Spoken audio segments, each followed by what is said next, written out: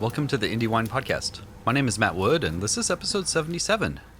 Today we're hearing from Alejandro Fargosonini of Châteauneuf du Fargosonini.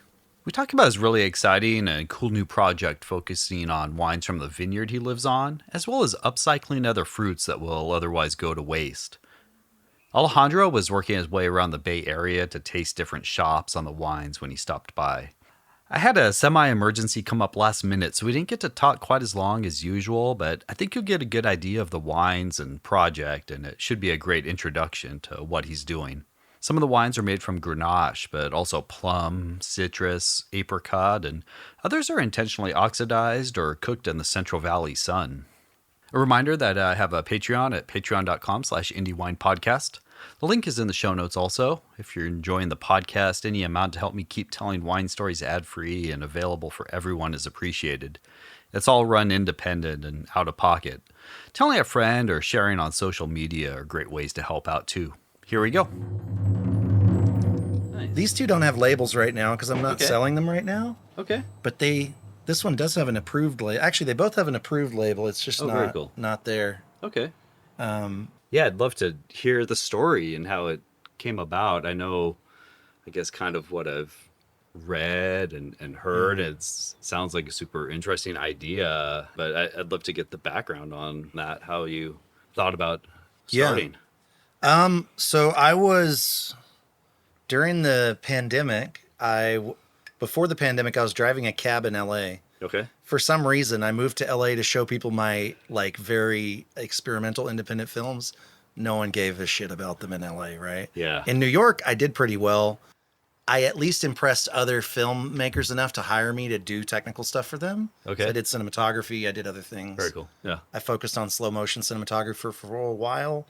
I went and got an MFA where I met my girlfriend and co-owner of the winery in Berlin and New York.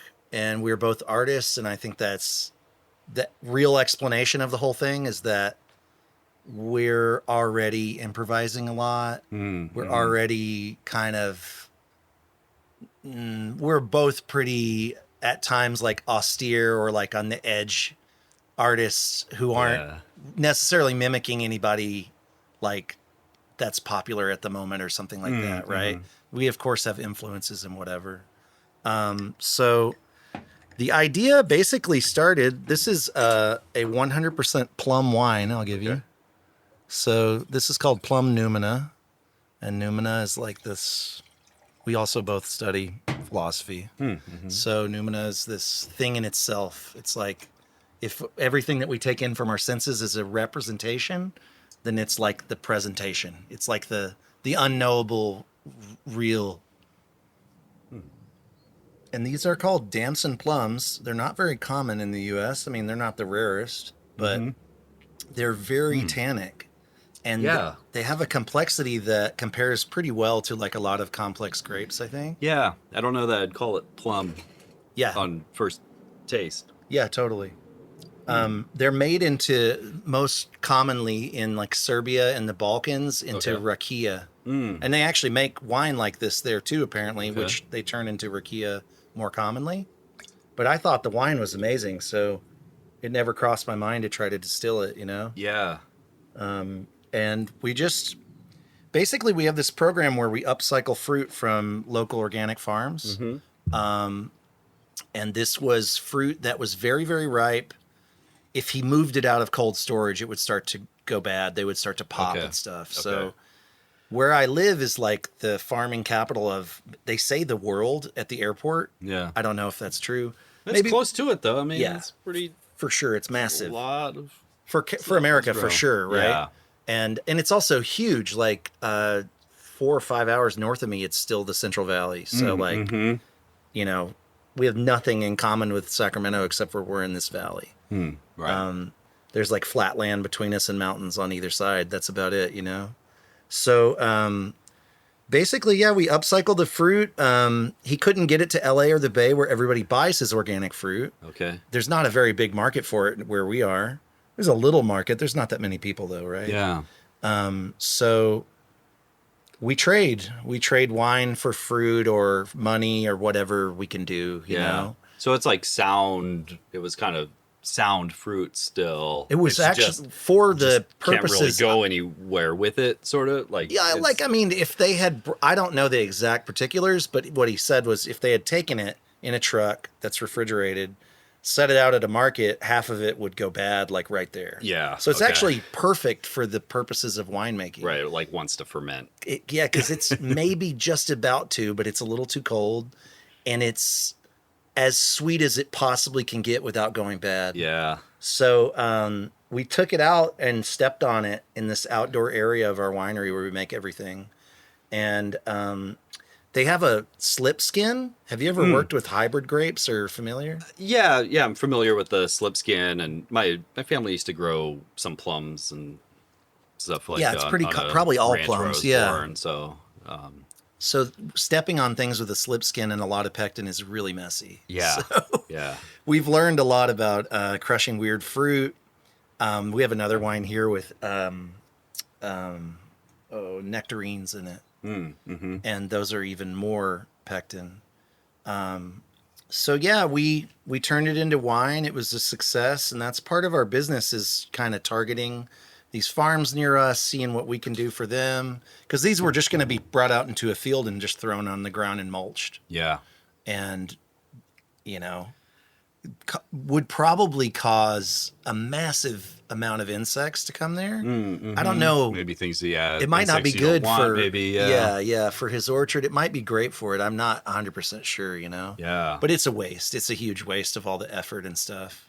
Well, I guess you're in the area that would produce a lot of that waste just by the fact that you're in the area that produces all that fruit and vegetables. Yeah, so it started in my yard, and I was driving a cab in LA. I was making films. I was showing people. Everybody that I met in LA was another filmmaker going nowhere. Yeah. The guy at the cab company that I would go and complain to when they didn't pay me properly was also another filmmaker. Mm-hmm. We became friends. Yeah. I've got a couple friends down there too. Totally. Yeah. So I entered into this, like, I don't know. It was like a maze of just that everybody was kind of like me. It was very weird. Yeah. Lots of dead ends. And I got into this PhD program, which I had started to apply to years before. And they reached out to me and they were like, we've been waiting for you to finish the application process. You're going to get in. Oh. What's going on? And I said, well, I read all the fine print, because that's kind of what this is all about, right? These are people who read the fine print, these PhD philosophy people. So the fine print said something like, I owe them some large amount of money shortly after I accept. So I had not had that amount of money. I didn't know. They were like, oh, well, it's not clear there, but we're in the U.S. student loan program. We'll get you in, blah, blah, blah. And I went to a more ethical master's program where they had their own loan program. So I was, like, luckily not in debt and not in debt to the U.S. government. Yeah. Whatever. So a much smaller school with a very different setup. And so I got in. I quit driving a cab. I put everything in storage. And in October of 2019, I went to Malta and took all these courses with these famous philosophers, right? Oh, amazing, yeah. Yeah, it was cool. And a lot of thinking, a lot of walking, a lot of talking, very intensive, like month, 3 days per course, 3 hours in the morning in there, 3 hours off, sleeping next to the beach, 3 hours in the evening back in, and an optional hour in the evening of like a guest lecturer. Yeah. And so I went there and it was total madness. I was trying to write down everything that I heard that I thought was interesting. I could relate to my project. And then when I was done with that, I went and saw my family in Texas, and the pandemic started, right? Yeah. And so my stuff was in storage already, and I had absolutely no reason to go to LA. I couldn't even do the crappy job that I had there anymore. It didn't exist anymore, Yeah, right? right. So I find out that I'm on this in a really weird twist. I think it had to do more with a lawsuit than or maybe getting votes or both. Okay. But Trump was president, and he made Lyft and Uber drivers part of the enhanced unemployment thing, right? And it was a lot of people. And actually the reason was they were in a lawsuit to be called employees, and they were not considered employees, didn't get all these benefits. So if the lawsuit looked like it was going their way, it ended up not going their way in the future, which is kind of funny, because they definitely wouldn't have given us all this free money if it had gone the other way, or they thought it was going to go the other way. So they put us all in as if we were employees already, because they didn't want to go have to make another, I don't know how many people worked for it, but it was millions. Another 20 million people get the back unemployment.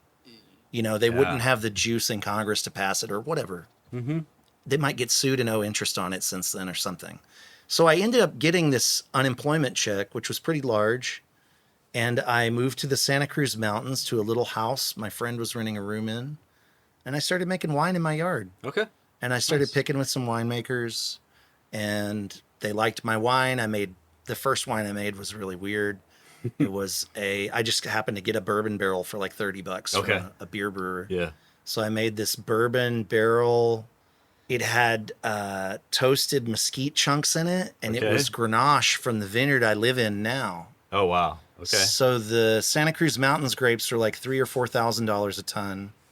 And I found the grapes of the vineyard I live in now in the middle of nowhere for $300 a ton, which was just what he saw in the Farmer's Almanac for wine grapes for his region, right? Yeah, that simple and that like straightforward. Like, oh, that's the price, let's go. And he hadn't sprayed it, he hadn't pruned it, he tilled it, which is kind of weird. He kept tilling it. And it's really wild. 9 acres of quite old Grenache, I would say our estimate is like 40 years. But when people see them who know a lot more than me about that, they think they're older. It's also a very vigorous place. It's hot. We're a mile from a river. It's sandy, and it's all unrooted because of the sand. So the phylloxera can't live in the sand easily, right? Of course, I think there's a little bit of it, but it's not enough to kill things. So it's something about air under the ground, I read. The compaction or something of it. I think. I don't know that that's a fact. So maybe some areas have a little more than because it's not 100% sand, so it can exist in some of the dirt or something like this. It's like sandy loam. But every year I would buy fruit from him and make a little more wine in my yard, and I would always say to him, if you let me rent the whole 9 acres, I can use all the fruit, because he was just letting it go. He couldn't sell to anybody but me. And he didn't know that not spraying was something that people would want. It's the Central Valley. He just thought it was messed up, had more pests or whatever. And it never had a problem making a lot of fruit, even though it wasn't pruned for a long time, which is, it's just, I guess it's like a pretty vigorous soil. Testament to the vine and the vigor. So we moved out there, and we tried to build a winery off grid in the middle of the vineyard. The California Water Quality Control Board loved it, really loved it, endorsed me, wrote me a little letter. People told me they were going to be difficult to work with, and they were amazing. The state was on board. The federal government was on board.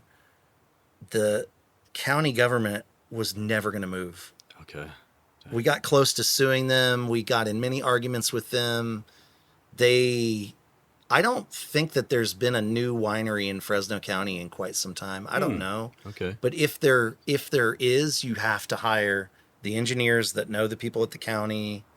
It's part of it is knowing their rules, and part of it is like, a little bit greasier than that. So we never did it. We made wine out there. We gave it away. People came. We'd drink it with our friends. We'd give it away at fairs occasionally. And eventually we rented a winery down the street so that we could legally produce and sell. So that's basically our story. And how does that Grenache fit into your program now? We have more than we can pick or have picked ever. I've sold it sometimes. Some years it sold well. It's a weird product to sell, because we tell people it's pretty wild, because it ripens unevenly with its wildness and just the way it is out there. Some of it's shaded. There's trees growing in some areas. That part ripens way later, right? We want people to pick their own grapes if they buy from us, so that they can, because we do 8 or 10 picks, small picks. We test the ripeness, we squeeze them, we taste them, we smell them, we look at them, I think if you ever picked it all at once, you'd be dissatisfied unless, even if you wanted a sweet wine at the end of the harvest, you'd lose a bunch from the beginning. Mm-hmm. So it kind of needs to be lived in and worked this way. Okay.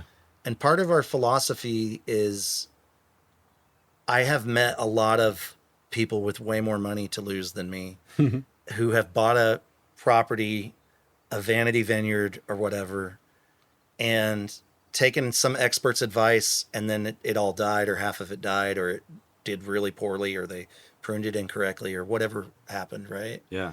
They did the wrong soil amendments. They did the wrong this and that. So I really didn't want to do that to this wild place. Like just go in and strip out all the dead wood and end up getting it infected and it dies or something, right? So this is our first year we're going to prune, and I've been there for now a while, now 3.5 years or something. Okay. And it wasn't pruned for some time before that.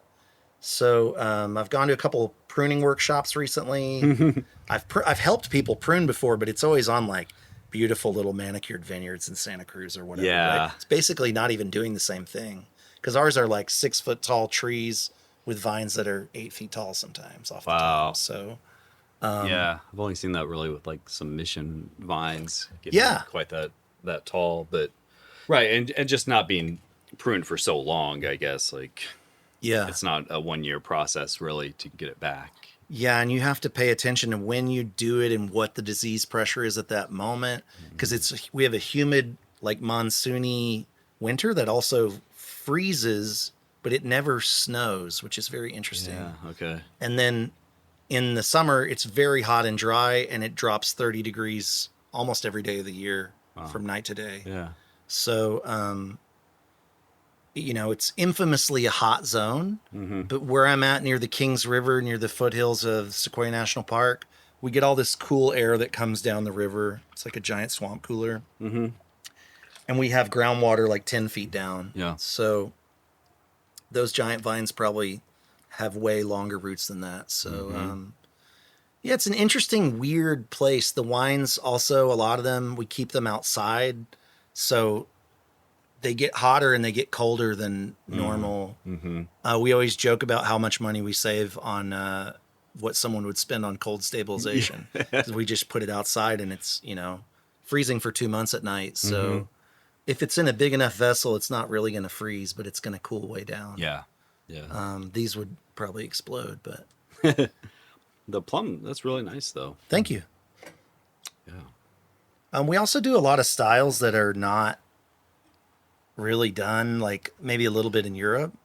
So like this wine, which is called Kummerspeck, has a pretty heinous label, means grief bacon, or the weight you put on from sadness in German. Okay.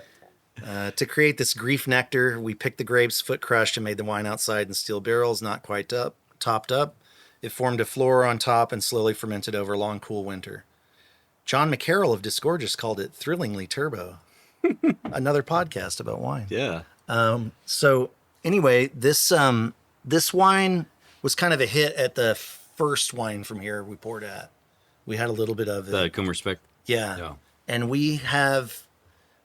it's a sort of Solera project where we always keep all the lees, which has quite a bit of wine in it too, and add it to the next one, hoping that we're going to get this floor again, Okay. which kind of seemed magical at the time it happened, right? Yeah. Have you had luck getting it? Yeah. Yeah, Yeah. comes There's, back. Okay, this is the old version of it, and there's a new version of it going. So, yeah. That's an interesting one, which was like kind of a happy accident. And it was sweet forever. It was very weird. It was direct press. We stepped on Grenache in a big bin with a tap on the bottom. Okay. So that's our direct press. Yeah. Because our press isn't very big. Okay. And then put into steel with like a bunch of saran wrap and tape around the top. Basically glorified saran wrap. Okay. Winery saran wrap. And yeah, it's a fun one. It's weird. Tastes like sherry without the liquor added, kind of. Yeah. You mind if we try it? Yeah, of course. Sounds fun.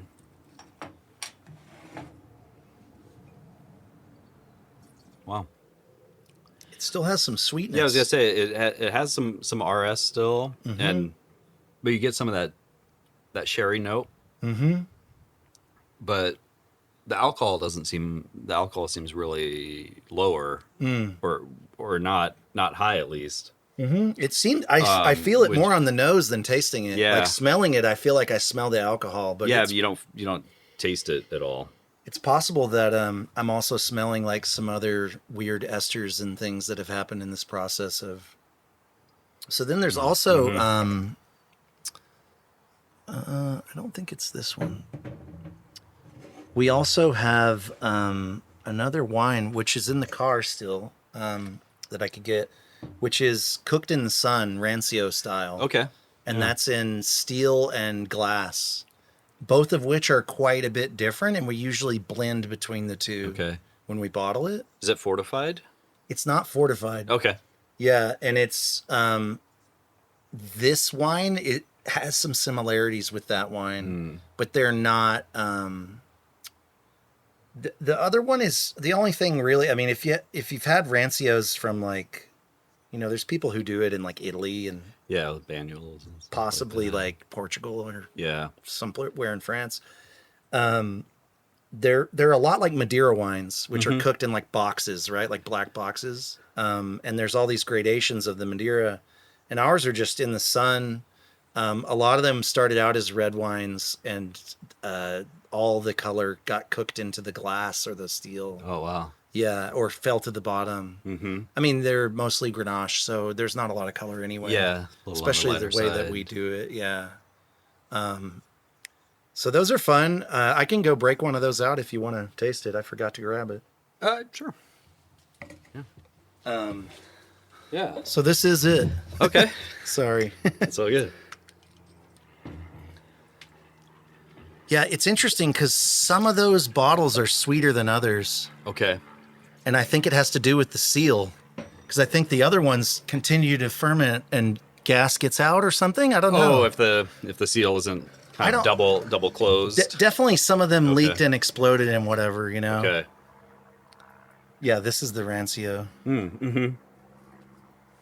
You get all these tertiary flavors. You kind of lose like any fruit that's left tastes kind of like cooked dried fruit or something. Mm-hmm. Maybe a little bit of apple or something. I mean, it kind of has that sherry thing too, where it feels like the alcohol's almost gone, or like that lightness. Yeah, and I don't know about these, so this is another like weird dichotomy between the wines. Is this the cooked Rancio? You cannot mess it up. It's like, have you ever had a Sagrantino? We also make Sagrantino. Mm-hmm. I don't have any here. Yeah. It's not bottled right now, but Sagrantino has so much like integrity and tannin and color and body and aroma, and it basically just more antioxidants. Yeah. That you can let it open up all day. You can try it the next day. Some of the big ones that had a lot of skin contact, a big crush, whatever. Yeah. So this Rancio is, well, there's a word for it. The cold does it and the heat does it, but it's basically extremely stabilized. Mm-hmm. And so it deals with air. Air just improves it. And you can we had one at one of the fairs that we left open the whole time, and then we drank it at the dinner, and it was like more fruit.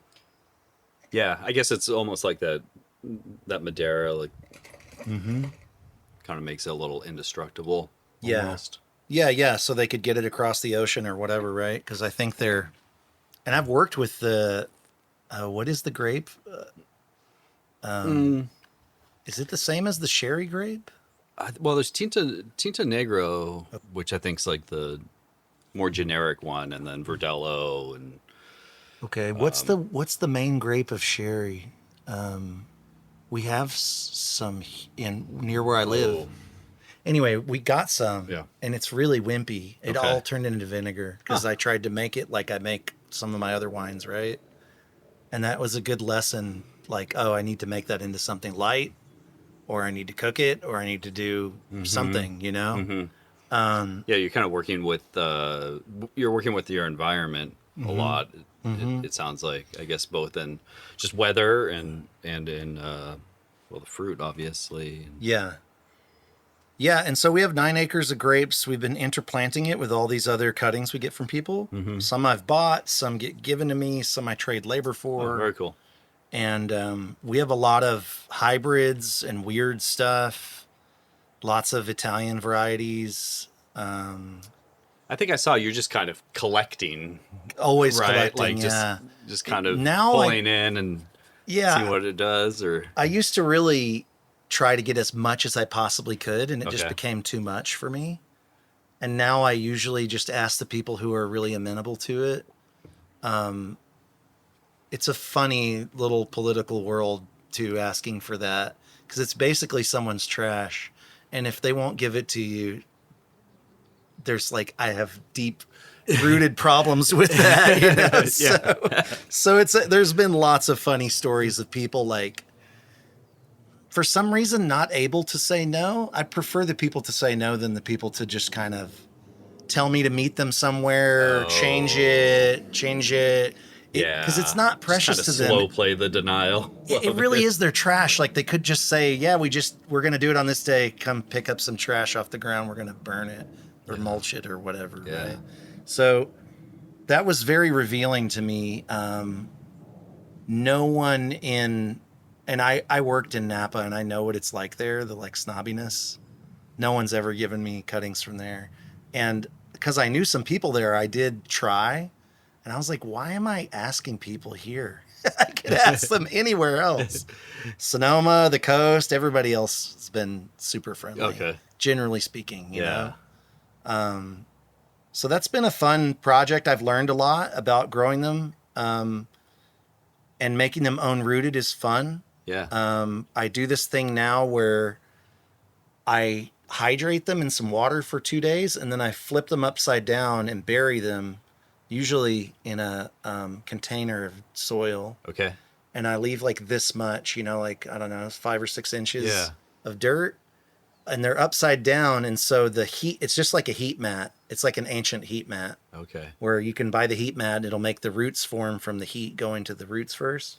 This is just from the sun hitting the dirt on the top. Yeah. And you just check them, and once they've formed some root nodule things, there's a word for it, it's like the white, crusty looking thing.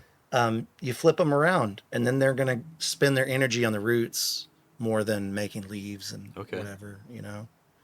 So it's been a fun project. There may be like a tiny bit of the first one's fruit in one of the wines, but it's not anything yet. What other kind of fruits have you been playing around with or hope to play around with? We always do something with blackberries because they're a pest in the vineyard. They grow like crazy in the Central Valley. They're insane. Too. Yeah. They grow like many feet a year. Yeah. I always think I'm killing them. They don't die unless you like rip them out. Yeah. So I'm basically pruning them for success. Yeah. I'll cut these like 4 foot long blackberry vines. But our vineyard, I call it rewilding it, because we're trying to not kill it and also see what happens if we can let things go back. And we have like a t-shirt we're working on that I can't remember the number, but it says like 53 million years, no sprays. Okay. Vitis vinifera was fine or whatever, right? You know? And, you know, they're evolved to grow up trees. And this is a whole thing that people are kind of getting back into. But our vineyard, when we got the guy to stop tilling, I think it was 2 years later in 2023, there was the giant rain. And we got a massive amount. I mean, it was unbelievable. It rained for 3 months or maybe more. And it flooded a lot. And once that was done and it got hot, all of these things that were out there, probably in seedling form, and I didn't know about it under thick grass, all these trees started popping out. Oh, wow. Okay. So we had a count at some point. It's like 100 something small oaks. Wow. You know, like this big around and maybe like 7 foot tall at the biggest. Okay. Now. And so there's Grenache growing up some of those. There's other things there's all this wildlife there. We live next to a piece of preserved land. It's only like a few 100 feet from where I actually live in the vineyard. Okay. And there's no fence line. There's a tree line. And basically it's like they built the highway to Sequoia bigger. So there's California law. They took away habitat and they have to buy some land and they bought some like worthless land that was a swampy forest. Okay. And it's the habitat and it's filled with coyotes and stuff. It worked on some level. Yeah. I don't know if the animals they took their habitat from on the highway got to go over to this spot, but like it worked in some way, right? Yeah. So there's this wild piece of land filled with coyotes, birds of prey. We've seen bald eagles from the park there. Oh, very cool. Golden eagles. And all around me is like a semi-wetland. The guy that owns the place had a fish farm there for years. Okay. Now he's kind of retired now, and he does like fishing for kids in schools, teaching them how to fish. Okay. So there's blue herons, there's egrets, there's ducks, there's Canada geese, and all these things come into the vineyard and graze and, enrich the soil a lot.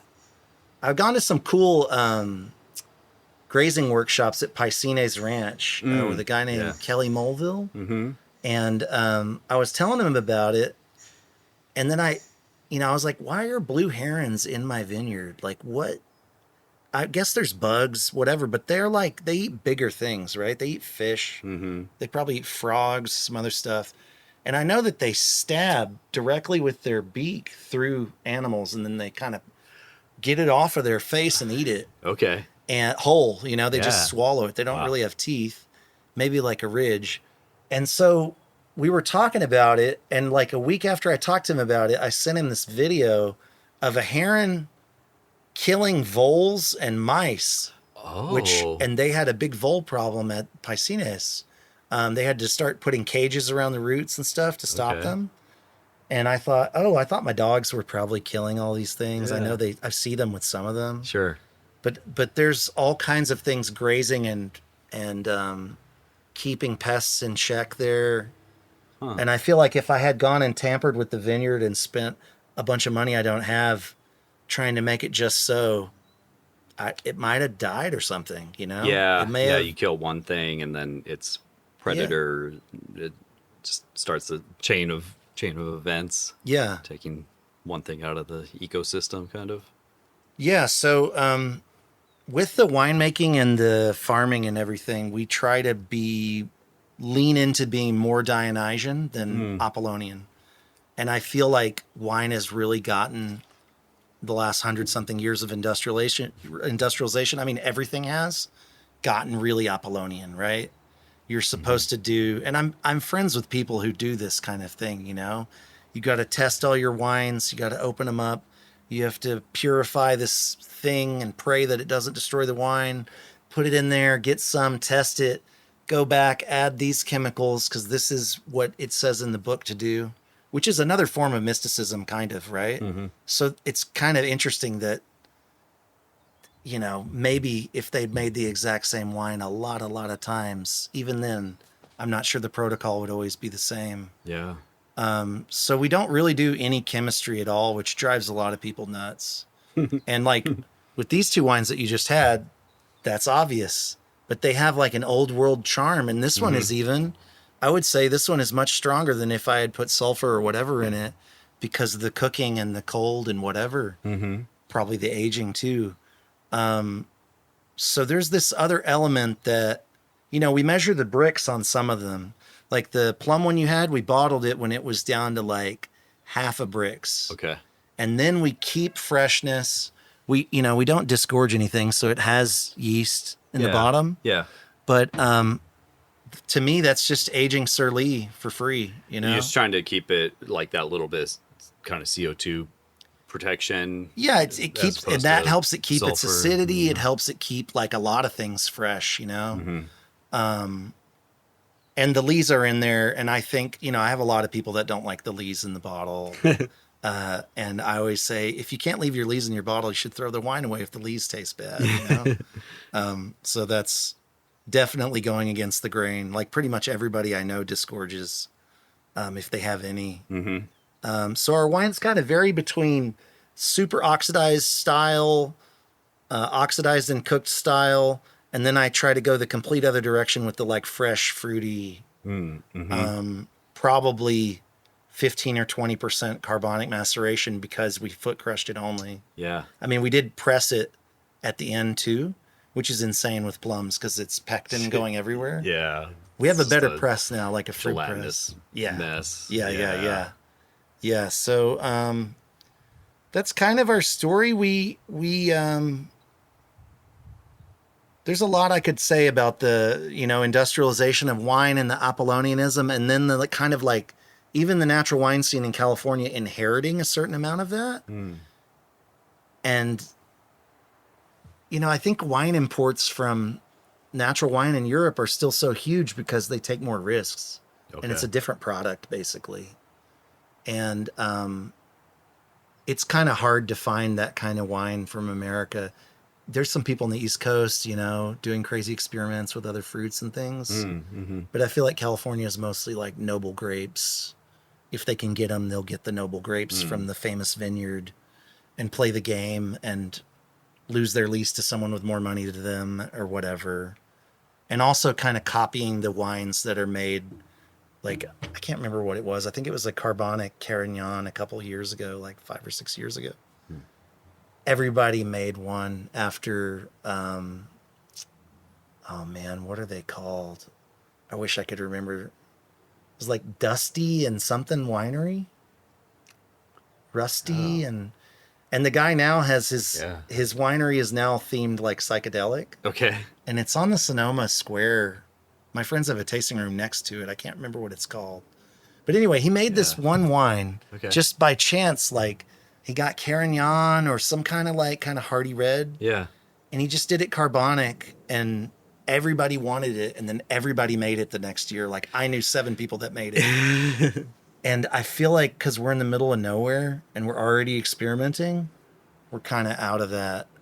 Just gives you feedback freedom loop to do your own thing. Yeah, like I mean, it would be fun to see somebody try to make some of these. It'd be great. It'd be fun, but yeah, it's a whole other thing when you're also in a scene. We're not really in the scene. We're like on the very edge, so we're not in it to get laid. Like there's a whole vibe of that. And whatever, people need to get laid, It could be way worse ways. Do you think coming at it from like a food waste standpoint, you feel like the idea is like scalable? Yeah. For us, we only deal with organic farms and wild stuff or stuff that we grow that we know what goes into it. So it's definitely a smaller thing, but for sure we've like gotten into the world of trying to raise money, talking to technology places. And it's kind of funny because I can't tell them that I have patented technologies because I don't really, but I have tried and failed on a lot of fruits, like a couple dozen, and I have a recipe and a way of doing things that works. Okay. And that could be really expensive if you started out trying to scale up to not know that and work with that fruit. So there is that, like, it's definitely part of we had like a business plan. We were pitching people. And we got flown to like Seme in Italy, which is the biggest wine technology fair, and vineyard, and maybe a little beer brewing, and definitely distilling. Okay. And it's in Milan. It was amazing. We went in November. They always fly like 20 winemakers from America there. And then I kind of got into this loop of going to Italy for these trips. Okay. Because they liked my pitch. And Italy is incredible. I had an amazing time. But as far as like, scaling it up, I'd love to try in my own little way. Yeah. What I'd really like to do also is do more distilling. And that way, as long as you don't make it into actual vinegar, you can always distill it, Right. I guess that's a way to use maybe fruit that's not in as good of a condition, maybe, or... Well, I'll tell you what I've discovered that's very strange is every fruit has totally different yeasts on it, right? Which people know about vineyards, but it's like usually a mixed bag. Like I think I read a study from somebody that was like, there were 50 kinds of yeast in this wild fermented wine, but in the first 4% of alcohol, Saccharomyces takes over, or Brettanomyces, generally speaking. So all those other ones might contribute like a 0.1%, of 0.5%, maybe a 0.5% of alcohol, probably not even that much. But that contributes to the different flavors, different smells, different things, right? And so we got given by the same farmer 2 kinds of apricots. Okay. And I crushed the apricots and we made this wine. And it was absolutely fucking bonkers. And I was like, what is going on with this? And I realized, it's like a 100% Brett fruit wine. Oh. And then I started to think about it. And I know that, Brett's a flaw in every wine except for one from Chateau de Beaucastel officially can have some from their old vines, right? And which is just funny because I'm sure, whatever, it's probably great. But in Belgian beer, it's not a flaw at all. It's part of the deal. And part of that reason is they have apricots there. And when they barrel age their beers for a year or two, they're flat. And they want them to re-ferment in the bottle. So they would crush apricots and pour it over them. Oh. So that's where the breadiness, they may have bread in their barrels. They may have bread in everything. I don't know. Yeah. But I kind of realized, that's probably where the bread is. I taste the source of it so strongly in those apricot re-fermented Belgian beers. Yeah. And that's an interesting thing because the 2 apricots didn't grow near each other. They're different varieties, and they are completely some dominant Brett, which, luckily we were making it outside, and I don't know if it's true, but people will say Brett can take over your cellar, blah, blah, blah. I don't know any of the, you'd have to ask one of the great mythbusters of wine, like Clark Smith is a buddy of ours. Dive into postmodern winemaking. Yeah, he wrote it, which is very funny because my wine couldn't be any further from a lot of the stuff that he does. But he's an amazing taster, and he wrote us a business plan for a USDA value-added producer grant that we got. Wow. So we got the grant my girlfriend's a grant writer. We got it to hire him, and he wrote us this business plan for like 5 or 10 years of sales and different things. Wow. But he's amazing. He calls me. He's like, I need to come down there this weekend and figure out if I want to work with you. And he comes down there. He rents the Airbnb on our property, and he tries all the wines. He walks through the vineyard, and he just loves it. He's just like, this is the craziest thing of all time. Yeah. This is totally nuts. That's awesome. And he's great. So we're friends. But it's funny, like I had him at my booth at Wine From Here, and there were people there making wine that like worship his book. But they've had my wine and they're like, what the hell? Like, what the hell is this going on? The Rancio wine guy has Clark Smith here? Yeah. And I remember him being there. Yeah. Okay, so you went to the second one. Yeah. And he was there at the dinner after. He was sitting and with us. Yeah. Yeah, he's great. We're friends. But a lot of his techniques I would never do. Some of them I think are really interesting. So yeah. No, I thought it was interesting because it was like word was kind of going around like, oh, Clark Smith over there, Clark, and on the surface it doesn't seem like a match necessarily, but you're right. I mean, some of the techniques in there are not what anybody at Wine From Here would do, but there are others. Sure. And there's a lot of gradations of whatever Yeah. different kinds of natural wine or whatever. Not everybody's in a field. That's totally fine with me. But Clark, it was fun. It was a fun fair. Yeah. But we have a similar, like I lived in New York City for a while. I'm from Texas. I'm not from California. And I don't mind saying no and being confrontational in a way that's like really not popular in California sometimes. Well, there's an old joke. This guy told me this joke in New York, and I feel like it's still applicable. The guy from LA walks by the guy from New York in the morning. The guy from LA says good morning, and the guy from New York says fuck you, and the guy from New York means good morning, and the guy from LA means fuck you. And the guy telling me this joke was old, and he goes, that joke's at least 100 years old. I was like, it must be the weather. Like, what the fuck, Yeah. So, I definitely feel like Clark and I have a similar spirit. And in different ways, you know? Yeah. He'll do it with rigorous studies and tell you that actually a large amount of the oxygenation in a barrel can be from the wooden bung instead of a silicone one. Something like that, right? Mm-hmm. And he's always busting myths and finding new myths to bust, and it's kind of interesting to talk to him about it. So any kind of scientific thing that I know at all is from chatting with him, you know? Yeah. Because my background is in like making films, and now I'm writing my PhD about cinema and ontology and Dionysus. And like, so even the stuff on our bottles is really not wine speak. This is a pretty fun one. Yeah. Yeah. I'd love to hear where people can get the wines, and where. I know it's still a work in progress. I know because you're stopping at some other places. After, but well, we're selling the wines right now, and you can buy them directly from me. You can go to our website châteauneuf.xyz. You can also.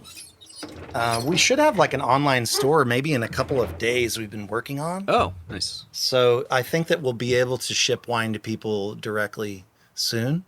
Okay. And it should be all on our website and Instagram and all that stuff. As far as actual stores, I'm in talks with like 25 and I'm going to taste them all or something like that, right? Okay. So I don't know. So far, everybody really liked that I'm in touch with has already had them and liked them. So I think it's going to go well. Cool. Yeah. Well, and they can come to my tasting room in the middle of nowhere in Sanger, California. Yes. On Frankwood Avenue, one of the last chunks of civilization before you get to Sequoia National Park.